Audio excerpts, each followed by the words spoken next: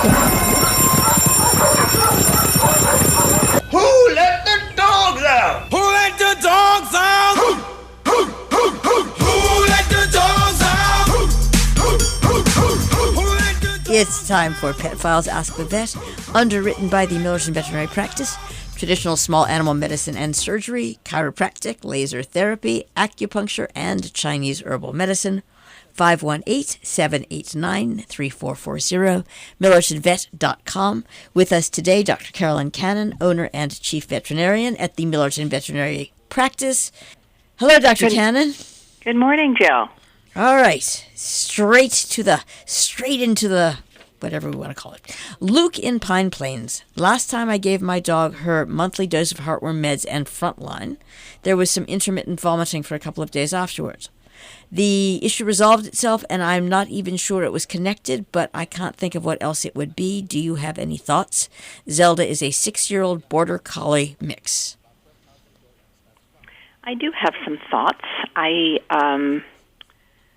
would usually say that if you have any side effects, potential side effects, or any symptoms that are associated with you're giving either one of those medications, so flea and tick control or heartworm medication, that you should definitely call and when we talk about what we would do next. And the first thing I do is separate the two medications next month. Frontline is given monthly, I believe. The heartworm medication, I would ask which one that is, only because Zelda is a border collie mix. So border collies, we have to be careful about collies with ivermectin in Heartgard. Although, do we really need to be careful? So I guess there's some dogs, some of the border collies have a gene that makes it difficult, a gene mutation that makes it difficult for them to clear ivermectin. Now, the amount of the ivermectin in Heartgard is so tiny that most dogs can get away with it. But I would always advise someone, if they have a border collie or a collie mix, any kind of collie mix of any kind, that if they're having some sort of a reaction with Heartgard, then just switch over and use Interceptor, different kind of heartworm prevention, because Interceptor doesn't have ivermectin in it, and it works just as well. So that would be my first thought. But if they've been using this if it is Heartgard, if they've been using it for years and years, probably it's just a coincidence. So the first thing you do is separate the medication. If you've been giving your heartworm medication on the first of the month, then go ahead and give it with some food next month, and don't give the Frontline for 3 or 4 days so we can see if there's any reaction to the heartworm medication. And then you'd apply the Frontline and see the same. Sort of do this little experiment with your pet. If they're much sicker than that, I would go with, let's try something different. And it also depends on whether this is the first time you've tried those particular medications. Doesn't sound like it. It doesn't sound like it. It sounds like he's been burbling along. And it's funny, I'm not the veterinarian, but the first thing that stuck out of me is, hey, just try. Okay, see if you give it to Zelda. Break up the dosage. But what I mean by that is break it up. But spread them apart a little bit. Yeah, which is what we recommend at the very beginning. Is if you don't know what's causing the problem, then it's more difficult to weed out what to do. So when we start with puppies, we have people give the heartworm medication, and then 3 or 4 days later we use the Bravecto or Credelio. All right. So that we can see how a response to each. Yeah. And I think not only excellent, but common sense advice, and then just be alert to take it from there, because do dogs, how sometimes people just suddenly wake up with allergies or issues? Do dogs do that? Well, I think that. Or is there the better question is there an accumulation, an aggregation? I think you can develop a hypersensitivity to probably, maybe not the medication. I think it would be more likely that it would be the vehicle, which is the crumbly stuff that the heartworm pill is in. And, I doubt that if Zelda's been on, if this is Heartgard and not Interceptor, I doubt that it is a problem with the ivermectin, would be very unusual. Right. All right, Beth and Andy in Lexington, Massachusetts. We recently took our cat in for a routine checkup, and while we were there, the vet tech kind of messed with our heads. She asked us what we were feeding him, and we told her we give him wet food plus freeze-dried chicken treats. First of all, she said, well, I hope the chicken treats are very occasional. Secondly, she told us wet food was okay for the first 6 months, and after that you should give cats kibble to keep their teeth clean. We both always thought kibble was bad, especially for male cats, and what's so bad about freeze-dried chicken that it has to be very occasional? So this is a good question. I think that the way they were feeding was absolutely right on. It's okay to give a little bit of freeze-dried chicken as long as it's not. I would only buy the freeze-dried chicken made in this country. Excuse me, because we've had problems in the past, especially with Chinese-made freeze-dried meat. So if you're getting freeze-dried treats that are made in this country, then fine to do. I prefer always to have cats on canned food. More water, the better, to prevent some urinary issues. This veterinary technician may have either been very inexperienced or, maybe working for someone who isn't listening to what they're doing, or someone from the Dark Ages. So I think that... When were the Dark Ages? Pardon? Yeah. When were the Dark Ages? Not too many treats in general for cats. Excuse me. We do tend to overdo it, and the freeze-dried chicken is fine. If you're doing little tiny bits and you're doing 5 or 6 of them a day, and your cat's not obese, then go with canned food, and go with grain-free canned food for cats. All right, and is that grain-free canned food for cats? Is do they have? This is. I'm sorry. I'm ignorant because my grain-free dog stuff is being activated. But is the Right. grain-free for cats? A, fine. You wouldn't recommend it, but B, is that common? Is most wet canned food grain-free? It doesn't have to be grain-free cat food, but if you have, if you have a cat with obesity problems or inflammatory problems, then I usually recommend that, number one, you have to go with a grain-free, but then you have to look for a grain-free that doesn't have lots of starch in it. So that's a whole other, it's just a whole other question. But I guess I wanted to say that, in general, the grain-free diets, which are somewhat taboo now for dogs, it's okay to use a grain-free diet with cats. The important thing is a good quality canned food diet, so that they're getting more water. And the other thing that was brought up here is the whole eating dry food helps the teeth. That is proven to be false, even though I preached it myself. I thought it was true 20 years ago. It's proven to be false. The dry foods actually tend to be higher in carbohydrates. They form this kind of pasty, sticky mess that sits on the teeth and doesn't clear as well. So they may be actually worse for teeth than canned food. All right, and then this is a complete aside, but it just happened 3 weeks ago, and it happened in Portland, Oregon. And there were these people feeding their cat some sort of reasonably specialty formulated food that they got online, as many people do. Anyway, the cat got suddenly blocked. A female cat, she couldn't urinate. And it was quite a vet bill, and it was quite an issue. And the cat, we are happy to report, I'm very happy to report, is survived in flying colors. The pet food company concomitantly sent out a thing saying, we think we might have a contaminated batch. And the pet's owner checked their batch, and sure enough, it was part of the batch lot that they had mentioned. And this is the part that really got me. They instantly turned around and paid the massive vet bill. And I'm just wondering, and it was a massive vet bill. And so it's interesting that a female can get blocked. So if you're going to have a urinary obstruction in a female, you've got to have a stone involved. This is why this is the reason that I am mentioning it, simply because, they thought they were feeding this, perfectly fancy food. I'm wondering what could be, without getting crazy. Is there something?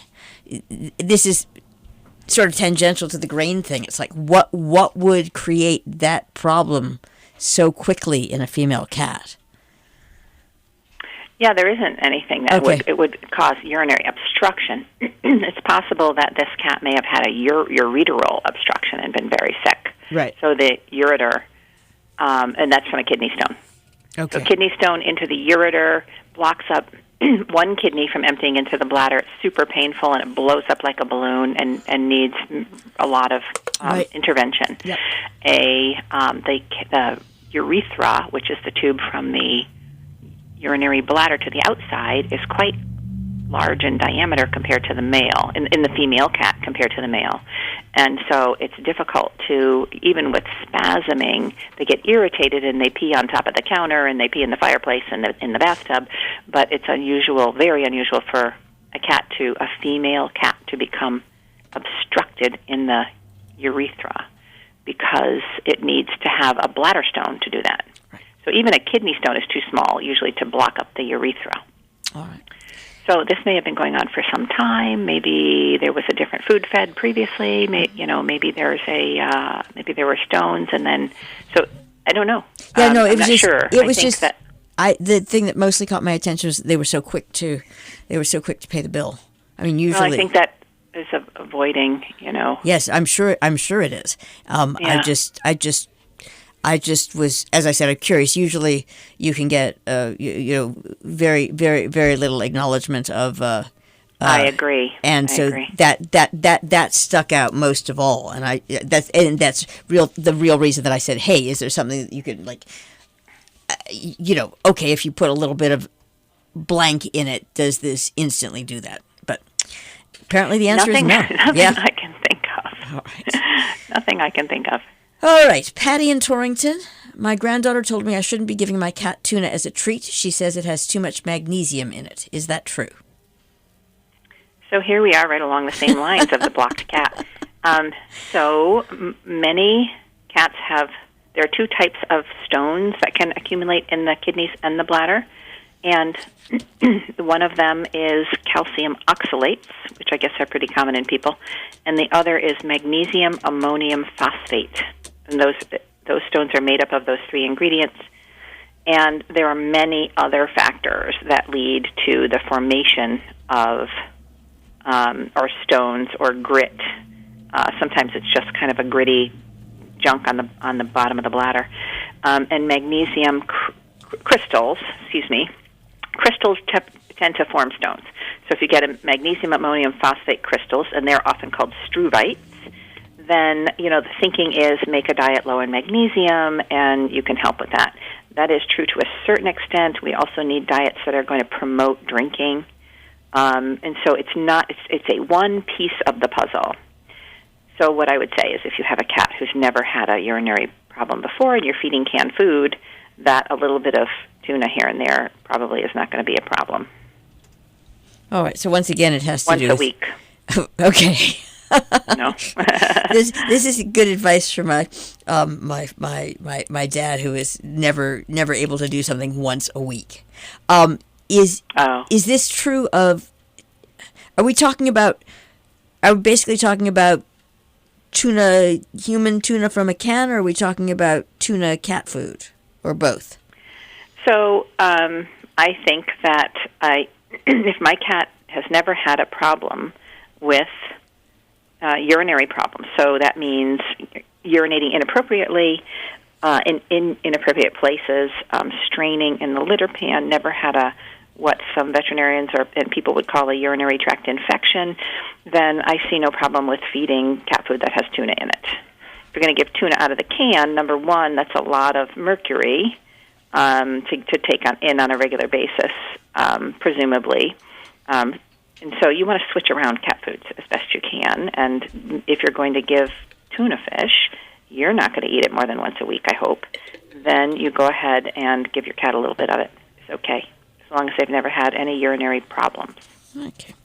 I think that's we can manage that. Most people who have too many things going on can simply manage all right, once a week, a teeny bit. If you do, okay, as long as there's no problem. And if you've had urinary problems, or even if you haven't had it diagnosed and your cat pees in the closet, then I would completely stay away from it. Even clearer. All right, Marnie in New York City. The other day, me and my dog both got really hot on a walk. When we got home, she started pantsing with her mouth closed. I've never seen a dog do that before, and I was worried she was going to have a seizure. What was happening? Were you there? So panting. So it's kind of. I think that what Marnie means is that she was breathing heavily, I would guess. So an increased respiratory effort is what I would call it, because the definition of panting is with the mouth wide open and the tongue hanging out. Right. So, that's always a worrisome issue. So, if your dog is calm, maybe the dog was still hot. It's possible. And so just taking some time to cool off. If your dog's calm, and rested, you shouldn't see this increased respiratory effort. And what I mean is, you can see the abdomen actually expanding when your dog is trying to pull in air, dog or cat, and that can happen with all kinds of disease processes.